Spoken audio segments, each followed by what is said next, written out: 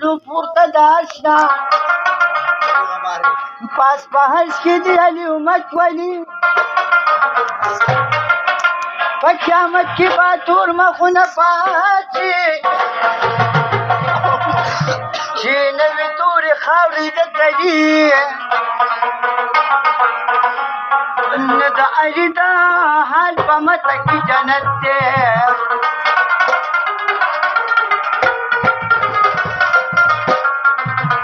د خوشحال خټک په دې د تا آسوي نو شیرانو کې دی علي بړي بړي